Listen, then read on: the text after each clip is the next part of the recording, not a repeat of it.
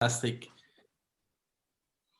So I wanted to ask you, what do you think is a good leader? A good leader? Yes.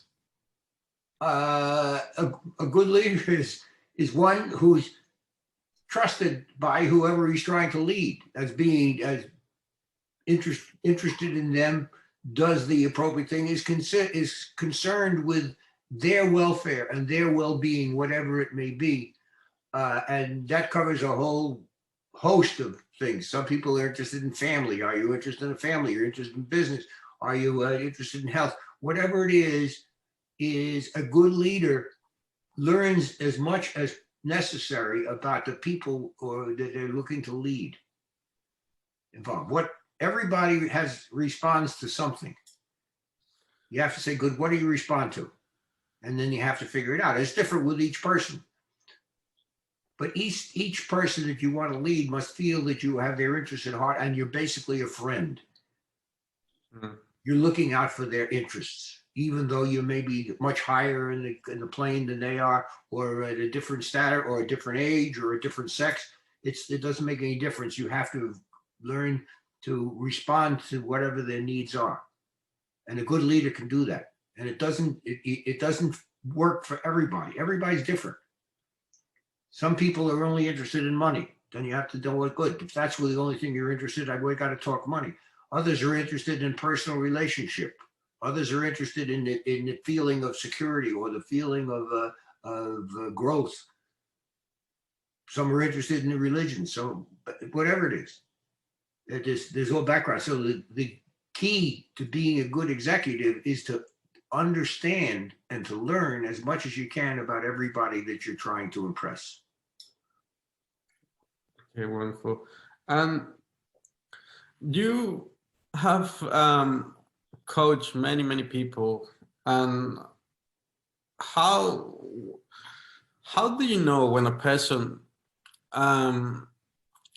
it's willing to take advice and implement? What is the factor? What is the key things that you can recognize in a person who's willing to take advice and action when you coach someone? What they do after we stop the interview, after we stop the coaching session? What did they do? Did they say, oh yeah, that's very interesting, oh, I'm going to do it, and did nothing? Or at that point, did they change their lifestyle, or did they change their approach to problems based on the coaching? Did you use it? If you don't use it, why get a coach? Doesn't serve any purpose. The whole purpose of the coach is to point out things that you might not readily see. And you can at least look at it and say, oh, yeah, I didn't realize that. Then you can choose to act on it or not. So the difference between someone who's coachable is they take into account what you are saying and they use it to adapt to their lifestyle. Not all of it, but we all have weaknesses. If we can understand our weaknesses, that's wonderful, because that's where you have to build. We all have strengths. You don't have to build your strengths, you have to build your weakness. Your strength is normal. Now you can improve it or see that it's successful in how you're treating or dealing with other people, but that's not where you should be spending your time. So a good person, a good pupil that basically wants to be coached, will listen to what the coach is saying. Now, that doesn't mean they're going to do it, but a good coach will tell you everything that they see, and it should be unbiased. And this is something very personal to me, and I wanted to ask you. I have a very strong connection with my family, but in many different ways. Sometimes I feel like I let myself down because I get concerned of what they think or believe it's important to me, instead of what I think I believe will be the best for me. In your opinion and in your experience, what do you think? Let's put it this way. What you're saying is the family relationship is very important, but it's not the controlling factor. It should not be the controlling factor. You have to live your own life and make your own decisions, be they right or wrong. Family can't help you with that. As a matter of fact, they'll probably tell you what you're doing wrong, or what you're doing right. It's good to listen to, but don't put very little faith in it, because it's tainted. It's tainted because they're family. They can't coach you because they're family. They look entirely different.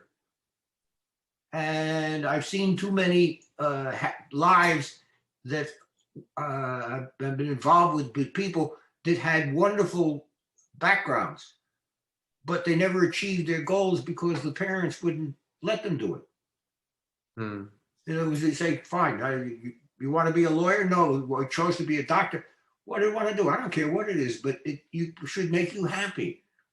But the parents, especially if they are successful, can be overpowering in what they say to you and how they don't listen to it. Because it's not, unless you happen to have a parent who is impartial, it really wants to do the best for you, in which case they'll let you make your own decisions. Now understand, you learn more from failure than you ever learn from success. So how can you fail if you never tried? Absolutely. That's your own point. And I wanted to also ask you, what would you say it's important in order to differentiate between a friendship relationship and a business relationship? Because I think I once I heard you saying that you don't do business with family members or friends. That's for both. That precise reason. That's correct. That's both. Yes. One of the reasons you don't do business with family members is you're never out of business. In other words, you don't stop business. You can stop the business relationship, but the family is still there. So you want to do business with somebody that I can say goodbye, I don't want to talk to you again, or I don't want to be in business with you. You can't do that with family. Now, you can do it with friends. All right. But if you're in business and you don't agree, there goes the friendship. Yes. So it's having the flexibility of being able to do what you would do without having the tie of a family or a tie of a friendly relationship is wonderful. And in many aspects, when you have two business partners, right, and the two business partners, obviously they don't agree with each other, and they, in a way, they can compromise the whole integrity of the business. Yeah. How would you deal with that? For example, well, how you deal with it? What's the business relationship? Starts somewhere. What do they have that creates the relationship? There's got to be some type of a writing, a corporation, a partnership, or something that would set forth the relationship, and sets forth the relationship when it's first being formed. So that's the time. You can't do it after it's formed, because then things have taken place. So, for example, I give you a good example. I have two business partners who the three of us, we have a common interest, but the two of them have conflict of interest in right. partnering, and I'm the middle ground. Yeah. So, no, but how do you operate together as a unit? What do we have? A partnership, a written partnership? Yes. Yes, we have. Correct. You were very hesitant when you said yes, we have. No, yes, we have, in the sense of we are in two different countries, yes, but precisely because I'm in Australia, I cannot actually get out of the country and be face to face with both of them. Which in many different ways I will be the mediator. Oh, but that's okay. But what you have is basically it's no different. There should be some type of a written agreement prepared by the three of you or the three lawyers, whoever they use, which sets forth the rights and remedies of each of the parties. Who makes the decision, how the decision is made, and what happens if we don't agree.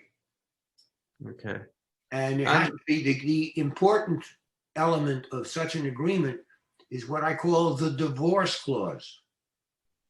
If for some reason one of you is unhappy, you got to get out or be forced out.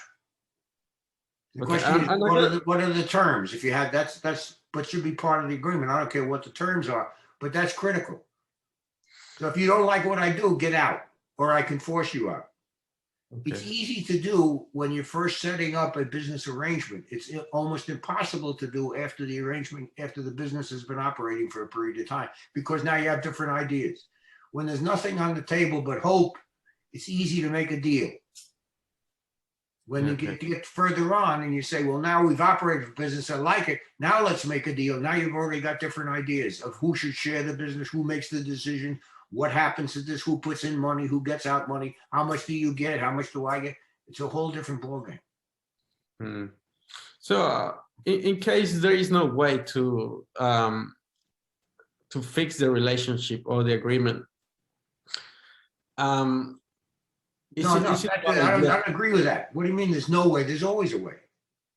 I always hope. No, I'm not saying this. But the question is, good.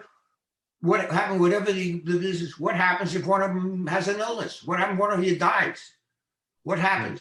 What happens to the interest in the business? Who gets it? The children, the wife, if they're married, all of that.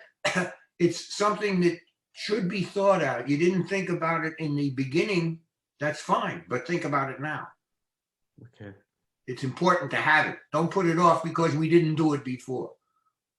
All kinds of bad things happen when something unforeseen takes place at a particular point in time, where somebody needs money and doesn't have it, or somebody doesn't need money and does have it. The people in the partnership are not going to be the same. They never agree equally. Yes. So get it set up, and they should get it set up too. Whoever your partners are, it's for their advantage. The document, when it's originally drawn, is not for any one particular advantage. It's for the purpose of keeping a relationship operating. Yes. So by all means, get it. That's very important. Okay. Well, thank you very much for that. And well, I think you pretty much answered everything I wanted to ask you today in terms of that. And I have a personal question for me. I heard you said that you created a monster in JT Fox. What is one of the attributes that you see that that has taken him to the place that he is right now? Who are we talking about? Trump? No, JT. Oh, JC. Oh, good. So talking about JC. All right. It's good. JT has the ability to read people. When I say read people, he can see what basically attracts them to him. Is it that they're going to make money? They're going to have investments. They like the way he talks. It's the fact that he's got so many people around him. Whatever it is, he is the ultimate salesman. Because he knows what required to make the sale to whoever he's trying to impress. So if I want somebody to invest in the businesses, he knows how to show them why it's a good investment. If they wanted to invest in his organization or invest in him in anything he does, he knows that too. So it's the ability to understand people and press whatever buttons are necessary to get them to do what he would like them to do. And everybody reacts to different stimulus. Some like to be flattered, some like to be criticized. And one of Jay's ability is he can tell the difference between the two very quickly. We can start on one thing, and if it just doesn't work, and he sees it's not working, he'll change immediately. One of the things that I value a lot about him is his loyalty. Yes. And one thing I can honestly say, he has a real interest in what you do and how you succeed. And that Yeah. I would say is the part of it. That's me. I'm the same. I'm a teacher. And the best thing that can happen to a teacher is that the pupil succeeds, because that's where the gratification is. So JT, in his own way, is a teacher, and he's a good one. He really cares about the people he's involved with. Can he be ruthless? Yes. He can be ruthless. Can he be tough? Absolutely. Can he be friendly? Anything. Anything that is appropriate to accomplish whatever it is he wants to get in the relationship. And that's his stock and trade. That's great. That's awesome. No, that's wonderful. I would love to ask you so many different questions, but I don't know how we're running with time. Yeah, we're basically running out of time. But Exactly. We got other questions. I think you're aware. Okay, fantastic. And, I have now, I'm going to leave you one little bit of advice. Diego, just so you know, you still have 14 minutes. Oh, okay. Oh, we got 14 minutes. Yes. Then we're going to have to give you one little bit of advice. I'll give you Give him a couple. All right. Now, when you're talking to someone, all right, learn how to listen to what they are not saying rather than what they are saying. Okay? You're going to listen to what they're not saying, because they're not going to tell you what they don't want you to hear. They're going to tell you what they'd like you to hear. You disregard that. And so whatever it is that they're saying, you say, why? Why? Why are they saying? Why is this the price? If they tell me this is the price, no less, no discussion. Either you want it, you pay me 100,000, otherwise we don't even talk. Don't listen to that. There's always room. All right. So the next question is this: what do you mean? How did you come up with 100,000? And now I'm going to get an answer. Nah, right? Well, they got to tell me. And I take that answer and I ask the next question until I find out what they really have in mind, not what they said. Okay. Because they'll never tell you in the first instance what they have on their mind. Never. Wow. So you have, but it's an art. It's something you have to acquire. But you're going in with the philosophy. I hear what you say, but I don't believe a word of it. Yeah. Okay, that's the philosophy. But you don't tell them you don't believe a word of it. But you know that they're going to make it in their best interests to get you to do what they think they want you to do. They're not going to tell you that. They're not going to tell you really. So if you have something at this point, when I sell you something and I say, okay, here, it's $50,000 was a number. I got a car, I'll sell you $50,000. But I wouldn't take a penny less. What? Of course I'd take a penny less. How much would I take less? But you have to ask the question. How did you come up with the price of $50,000? I want to hear the answer. All right, want to hear the answer? Yeah, that's what it shows in the blue book. What makes you think the blue book is right? How many of these cars are available? How many miles have you got? Was the car ever been in an accident? Why do you want to sell it now? Do you see all these questions that are coming out? And eventually you get the answers. So now I say, why do you want to sell the car? Well, I'm moving. At this, I'm not in Australia anymore. I want to go a different place. Okay, now there's an immediacy of selling the car. Yeah, when are you planning on going? Tomorrow, okay? A week, 2 years, whatever it is. Each of the answers leads to the next question. So what you're doing is you're drafting the procedure in accordance with how they have answered, not what they told you. So you keep digging out information. I say, sure. Absolutely. Yeah. I got to close this deal next week. Yeah, what happens in next week? I want to hear the answer. What are you going to tell me? I dreamed of next week as my birthday, or at this point, I need the money. I've got 2 other deals. Yeah. What are the other deals? I want to hear. So you're asking questions that they didn't give you the answer to, but now they have to give you the answer to, which has nothing to do with the original thing they were talking about, but has everything to do with that, because now you're reading them. You're finding out how truthful they are on what they originally told you. And you find out that, generally speaking, they will not be truthful because it's not in their interests. Okay. Please, right. So I mean, if I had a car, for example, I had a car, and I said, good, $20,000 for the car, right? And the truth is, I'm ready to take $15,000. Okay?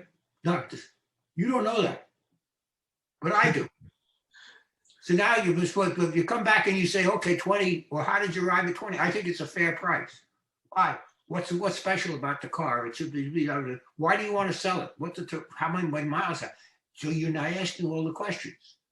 And eventually you may find out, yeah, I'm willing to sell it for 15,000. If 15, maybe I'll sell it for 12. Now you've got the area of dispute or the negotiation, but you're talking now realistically, not what one person has said. And how did you approach the car when they say, oh, I don't have time for this? We don't have time? Yeah, when they come, I don't have time. You have time at that point. Good. Call me back when you do have time. If you're telling me you don't have time to make $100,000 overnight, I can't talk to you. Now, what are they going to say? Oh, $100,000 overnight. How do I do that? Now we'll start talking, right? Now do they have time to talk? Pick interest. I see. Yeah. Absolutely. What are you looking for? Why do you want to sell it? Why don't we have time to talk? If you don't want to make a deal, what are we here for? If I can show you in 15 minutes how you can make a deal, it's the best deal you ever saw, why aren't you interested? Can you say no? Can you say no? No, I wouldn't be able to say no. Of course not. So I say, good, so you're interested. Well, let's do it. Then let's talk about making the best deal. Let's talk about how you can do this. We're going through, I don't listen to the fact that this is it and I don't have the time. If you don't have the time, why are we here? Why are we wasting my time if you don't have the time? If you don't want to make a deal, tell me. They want to make a deal, that's why they're here. They don't want to tell you why. And they figure at this point that if they can shut you off quickly, that's the end of the conversation. It's not. It's the beginning of the conversation. Because I'm going to do why. So you say, good, I have enough time. Do you have so much money that you turn down an opportunity of a lifetime? What are you going to say? Yes, No, give me an answer, any kind of an answer. It doesn't make any difference. But yes. I'll take it from there. I love it. You see, but you're giving them that they're asking a question that they can't dodge and say no. And you see, are you telling me that you don't have 5 minutes to give me to make the best deal you ever made in your lifetime? Is that what you're telling me? I'd like to hear you tell me, say yes. You can't. Because it's too embarrassing. Now, suppose you say yes. Say, good. I don't want to deal with somebody that's stupid. That's the stupidest thing I ever heard. You see where we're going? Yes. You see what? I'm leading them to where they really want to be or are willing to be. Otherwise, they wouldn't be in the room. They came there with a purpose. What was the purpose? Make a deal. Find out. I have to find out by asking questions. Asking questions. Wonderful. That's incredible. Well, I have nothing but thanks and gratitude for it. But you see, it's developed. It's developing your own personal technique. It works, and it's not to be antagonistic. In other words, you don't want to be antagonistic. If that's the only thing that works, then you'd be antagonistic. Yes. So I found over a course of my negotiation abilities and techniques, some people like it when you talk quietly. Some people like it or understand if you talk loud. Some people like it if you curse. Some people like if you use big language. Whatever it is, whatever they respond to, that becomes part of what you're doing Mm, on the repertoire. incredible. And Because I wanted they to ask you, respond to that. what was a point in your life that everything changed, that everything Yeah, fall that's into easy. place? That's easy. It happened on Father's Day when I was 16 and my father died of a heart attack. And I was planning on being an engineer and going to MIT. And now all of a sudden, the only breadwinner in the family now is dead. He was 49 years old. And now you say, what are you going to do? Gee, that's terrible. Wow, what do you do? Yeah, you pick up the pieces. He was strong enough to say life goes on. And I figured out, what do I do next? So I said, good, I got to join the Army because that's the only way I can go to college. So I joined the Army. And from there, at that point, ultimately, then went to college, law school, and so forth, and things changed as it occurred to. But that was the most important thing, because now I didn't have a father I could talk to anymore. He was a big factor in my life because he talked and he told me basically how to proceed with life, no matter what happened, including his death. Mm.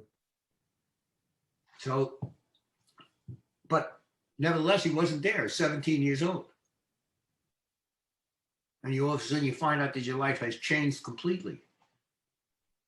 So you can do one or two things. You can mourn and say, wow, what a bad break I got, and that's horrible. And then you go through and then you can blame the failure to do something constructive based on what happened that you couldn't control. Or you can pick up the pieces and say, it's what I got to get past it, and let's do the best I can under the circumstances, whatever they may be. And you don't know, but you try it. That was definitely the turning point in my life. Mm. Wow, incredible.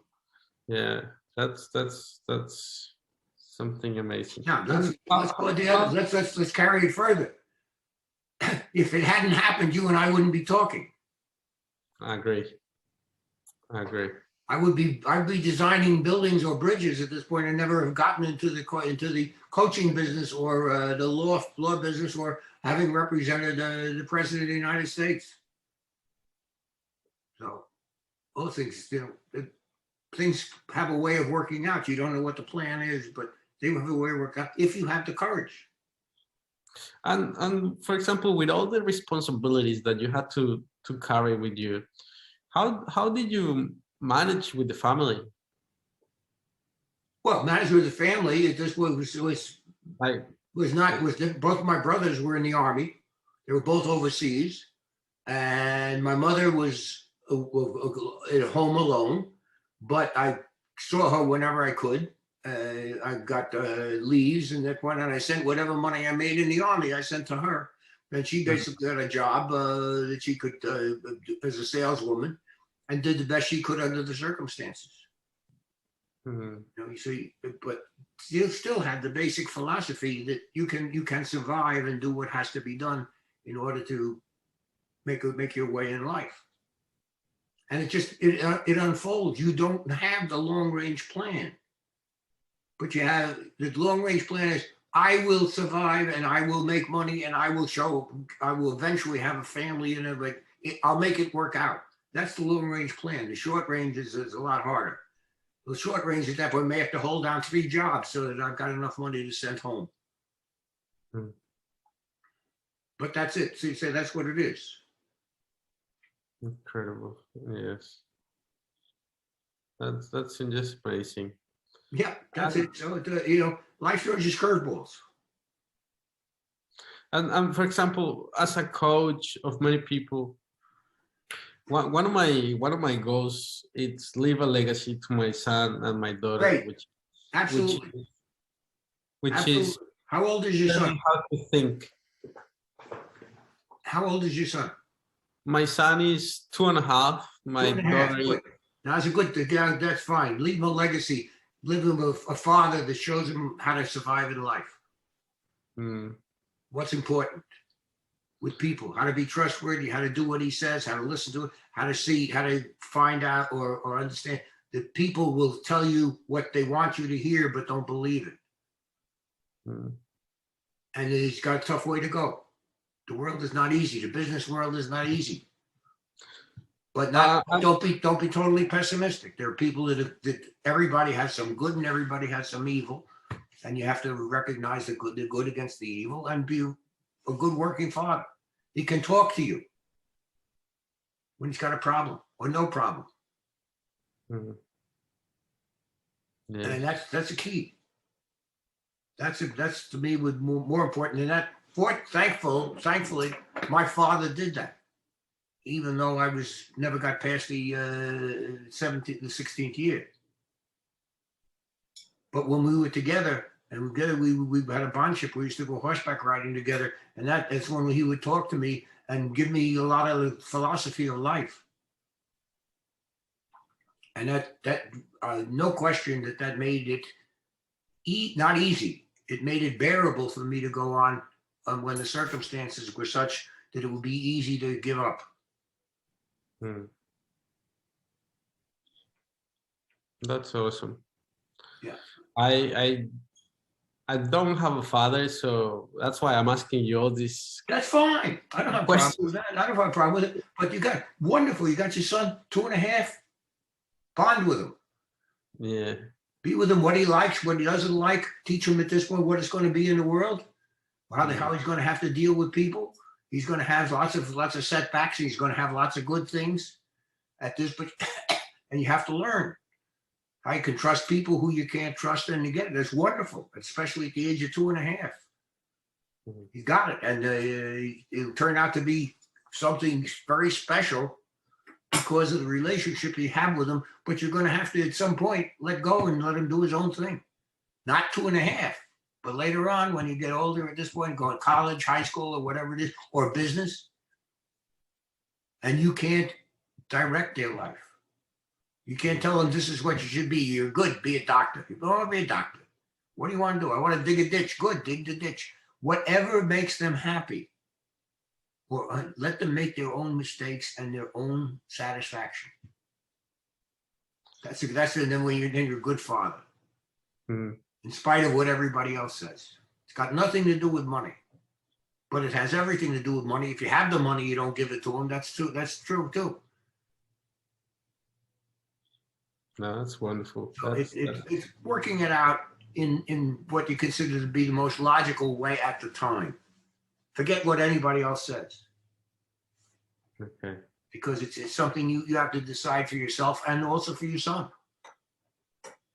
There'll be plenty of times he's going to tell you things or do things that you're going to have to say, I wonder why. And you probably don't know the answer, what have you, but at least you can see whether or not it's important enough for you to delve in and to say something. So, for example, you say, yeah, you should be truthful. There are times you shouldn't be truthful, but you have to know when. Yes. Right? That you can't. If you're going to be truthful and hurt somebody badly, maybe it's not the best thing to do. So how are you going to learn or teach him how to operate successfully in his own life as he's growing up is a chore, but it happens by itself. It's the time goes by and you see different things and you can't live their lives. They can't live your life. They'll tell you, they can tell you what they think you should do. You can tell them what you think they should do, but you can't direct it. I've seen too many lives were ruined by parents who said, my child, who wanted their child to be a doctor. And he hated medicine, but he became a doctor. Now, okay. It's not good. That's what he want. Some put in go in business, make a pot full of money. Is that the answer? No, not necessarily. They'd rather have friends than money. Whatever it is, you got to let them make their own way. At some point, you got to let go. That doesn't mean you don't guide them in the formative years. You got to guide them. At what time do you let go? I don't know. But your son will tell you along the way. Not directly, but indirectly. You're going to see, yeah, he's now capable of making his own decisions, or he's not capable yet. He's strong, he's weak, he's like whatever it is. You'll see how he develops, and you give him some help along the way where you see something occur that you think should be corrected, but you can't mandate it. You can't say, this is what you must do. Because when you say that, what happens? You'll do the opposite. They don't want to be controlled, and you shouldn't. You can't live their lives. But family, that's the same thing. And the relationship between you, your wife, and you as a family to me, is the most precious thing we ever had during our life. I agree. I'm a very faithful person, so my family means the world to me. They did. Mine did too. Absolutely. And that's wonderful, because that's something you can rely on. Family is family. They don't disappear. They're always there. And they all have pluses. They all have minuses. They all have things that we like and things that we don't like. You have to learn to say, okay, I can take the things that we don't like because you got so much that you like. But you're all family. I can't get rid of you. You're still going to be family if I don't like you. Doesn't go away. You can't pick your family. You can pick your friends. That's correct. Yeah. That's so true. And it's very important. George, thank you very much. You're welcome. You made my day already. Good. So, I'm glad I made your day. Made mine too. Go out now and do whatever you want to do, and you'll be successful. thank you very much. Okay. For that. Take care.